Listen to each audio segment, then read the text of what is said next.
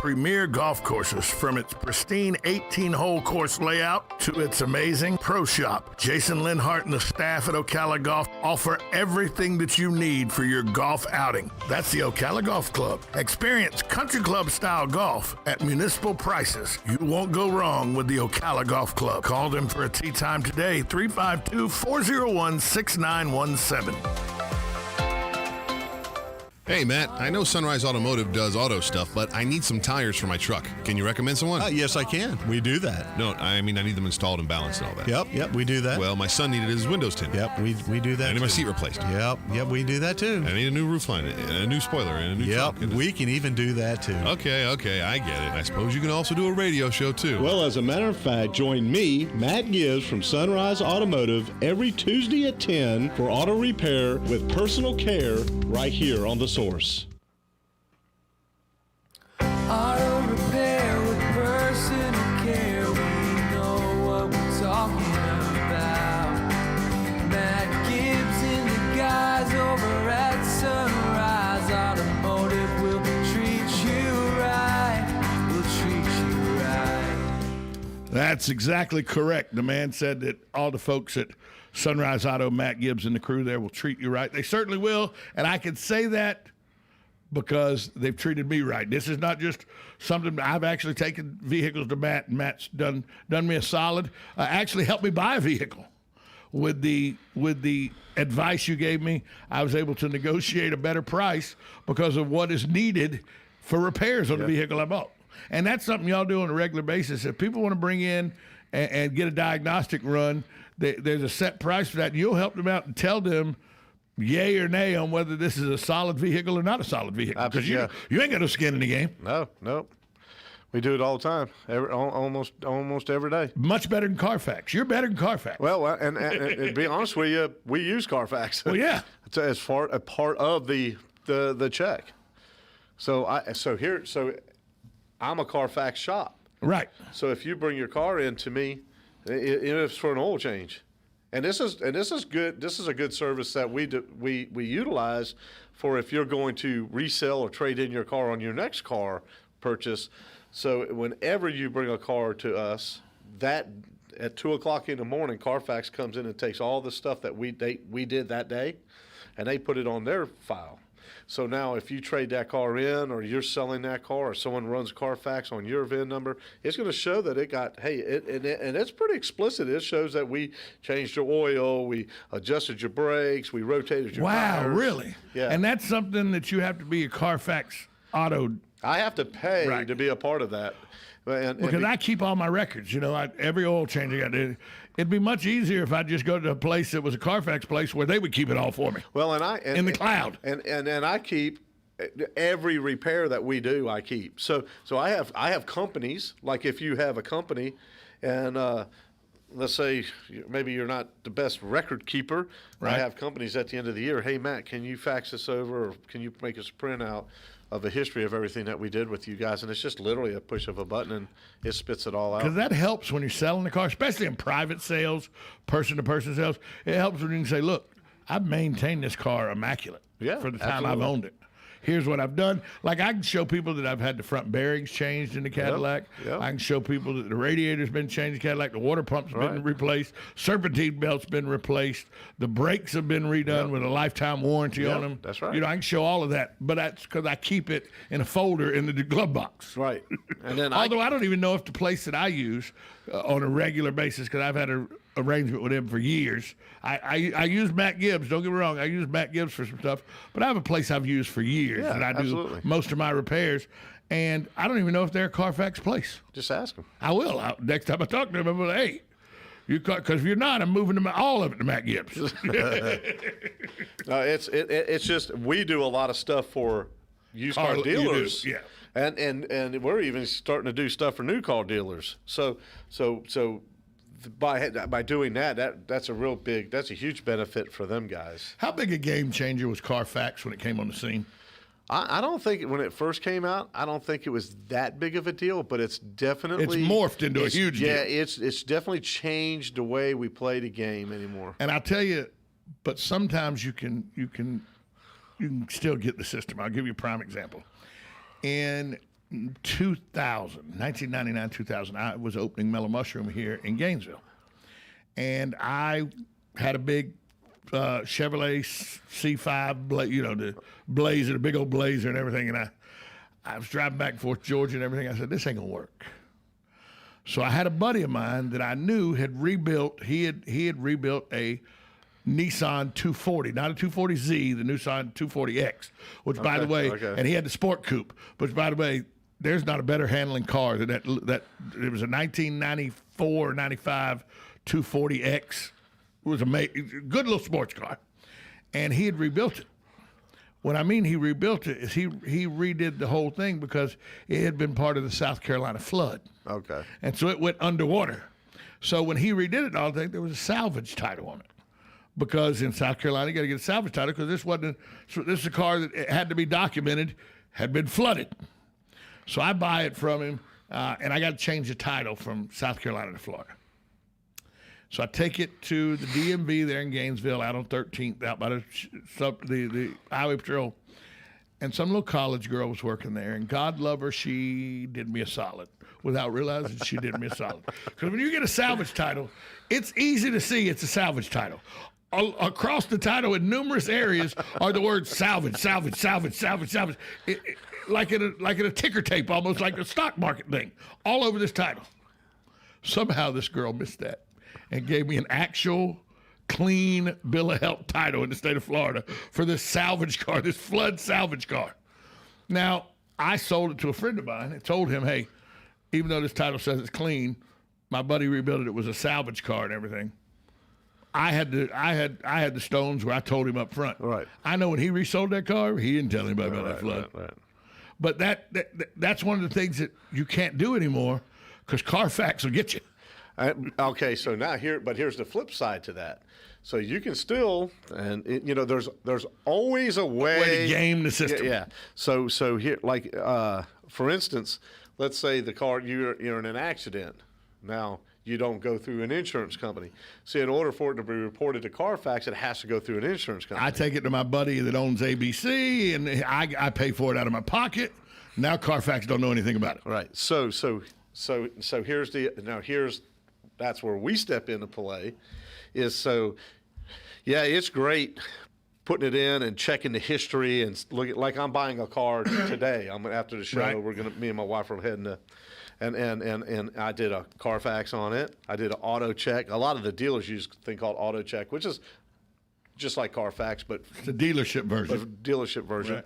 And but now, okay, so that checks out good. Now is I got to touch it, I got to feel it, I got to look at it. I'm gonna do my due diligence because there's things that I have trained my eyes to see. Well, yeah, because I bet you can recognize, even if a car comes back, it's never been in a wreck, this and that, you can check and say, ooh, that's an aftermarket quarter panel. Ooh, that's an aftermarket tail light. Yeah, right. I'm sure there's ways that as a trained eye mechanic, why has it got an aftermarket quarter panel on if it's never been in a wreck? Right.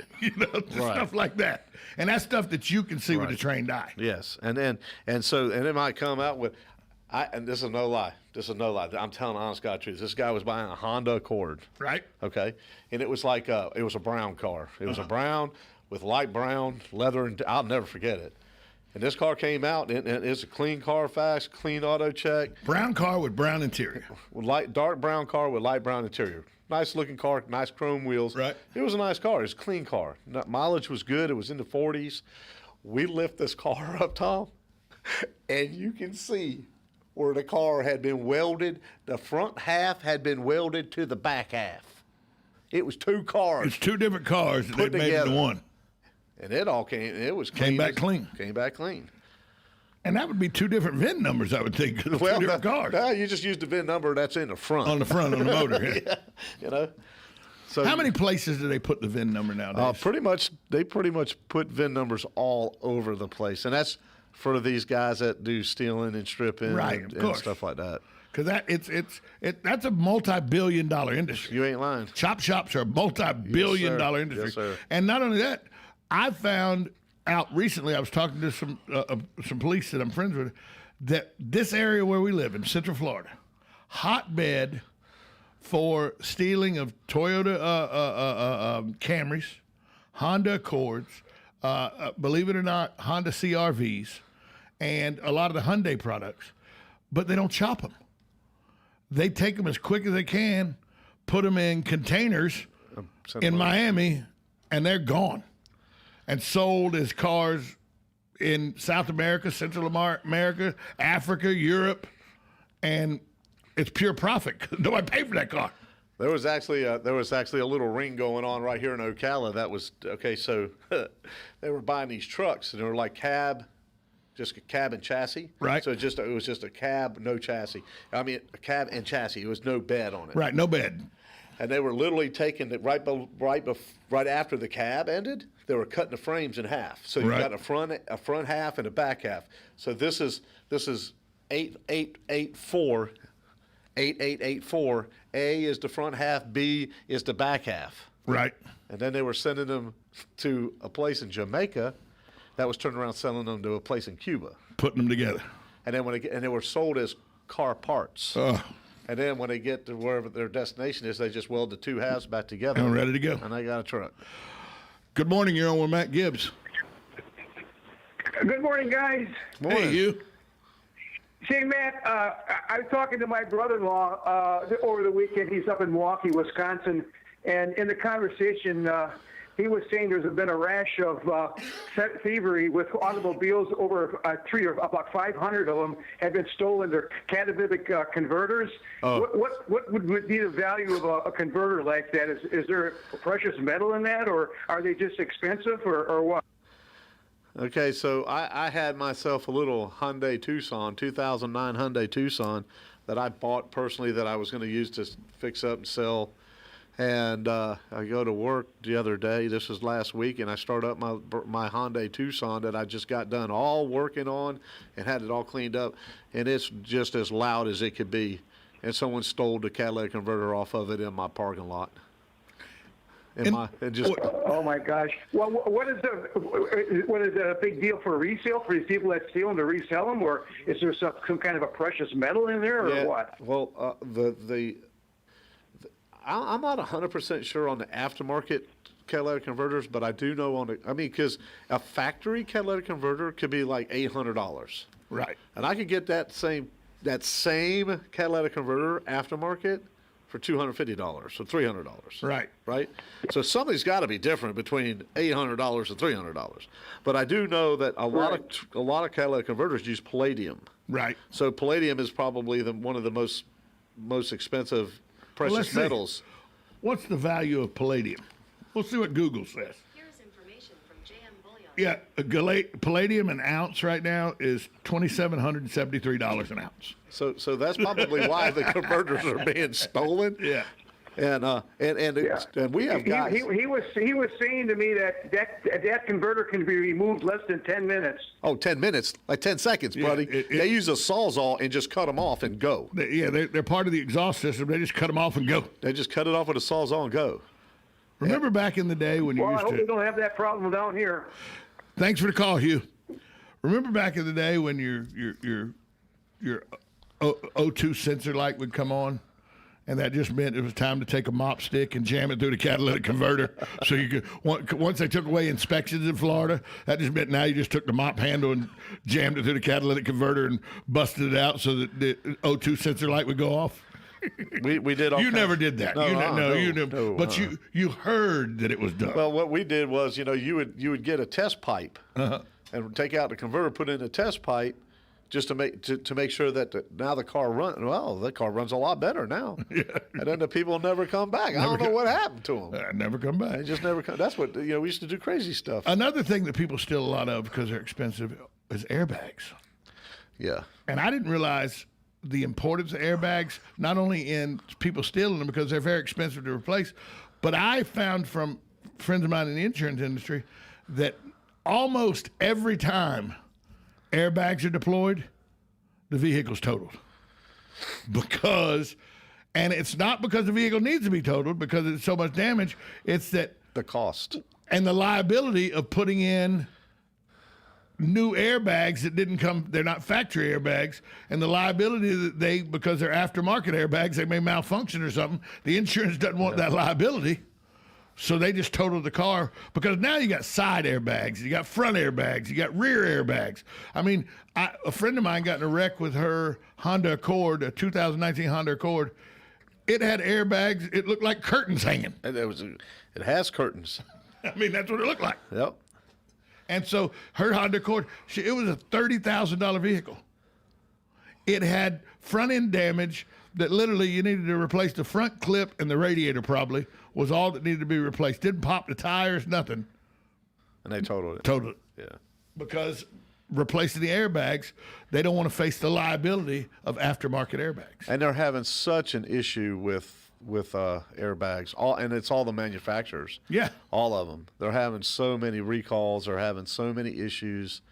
And it's kind of a shame because the manufacturers are really the ones that are trying to make these cars safer. You know, they're the ones that are putting the research, the development, the time, the effort, and then they outsource, you know, because to be honest with you, I mean, GM and Ford and Toyota and all these guys, they don't make cars anymore. No, they assemble cars. Henry Ford started the stopping of building cars, and he bought the parts and assembled cars. Now everybody assembles cars. Nobody. Right. The parts are made by other companies, and they're assembled. Like, I'll give you a prime example. Here we have a place that makes emergency vehicles. Right. But the bladders that go into a lot of their fire trucks are made by a company that's owned by Daniel Owen here in town. Right. They don't make those bladders at E1. Right. They buy those bladders from somebody else and put them in the trucks. Right. They assemble the trucks. It's like Pro Poly. They build the water tanks and stuff like that for all the trucks. Right. You know? And they assembled them. They, right. you know. Right. So really, what's the difference between factory and aftermarket if really the factory's not building the parts, they're buying them just like you are? That's right. That's where that's a big deal for us. For us, me as owning a shop. So parts are like anything else. Everything. Do you remember the old saying? You get what you pay for. Yeah. Okay, so that goes with parts. You can pay me now, or you can pay me later. Or you can pay me 3 times now, or pay me 1 time now. Right. You know what I'm saying? Right. And so the GM, Ford, Toyota, they all outsource all this stuff. They're getting, you know, Delphi to make all the starters and alternators and fuel pumps and a lot of the electrical stuff for GM products. You know, Motorcraft, you know, they'll they outsource all this stuff. We had some companies right here in Ocala that were actually outsourced by General Motors to make stuff for particular cars for GM. Right. And so it's our job to find out, like, the ball joints in your truck. I can buy ball joints for $8.95, and I guarantee you they'll last 6 months. Right. You know, they'll last long enough to get through the warranty period. Right. Or I can buy a ball joint that costs $23, $25 that'll last, and with a lifetime warranty, and it'll last you probably as long as you own the vehicle. And those are the same things that GM and Ford and Toyota are doing right now. Well, so one of the things that impressed me with Hyundai years ago, I had a customer that worked for a plastics company. And I didn't realize it, but there's different grades of plastic. Right. And he sold plastic to numerous car guys. And this one car company was buying plastic from him. And he said, and the thing that impressed him was they're buying the best, highest quality of plastic that we provide. And it was Hyundai. It was Hyundai. Yeah. Well, they're giving a 10-year warranty. You got to have. You know, people forget in the early 70s, Honda and Toyotas were junk. Junk. I had a 76 Honda Civic that had a 1,500cc motor in it, okay? It had a motorcycle motor in it. 3-speed. Yeah. And the thing would fly, but it was junk. It's junk. Okay? Hyundai and Kia in the early 90s, when they first came on the scene here in 90, 91, 92, they made junk. It's easy to say. They made junk. Disposable cars. Now they make one of the best vehicles on the road. It's with one of the best warranties out there. But it was junk. But they all were junk. Toyota and Honda. People forget. People think they're the greatest Ford. They were junk when they first came to this country. And Datsun. Yeah, Datsun. Datsun. Let's go to the phone lines. Hi, you're on with Matt Gibbs. Hey, Matt, Tom, it's Sonny calling Hey, in. Sonny.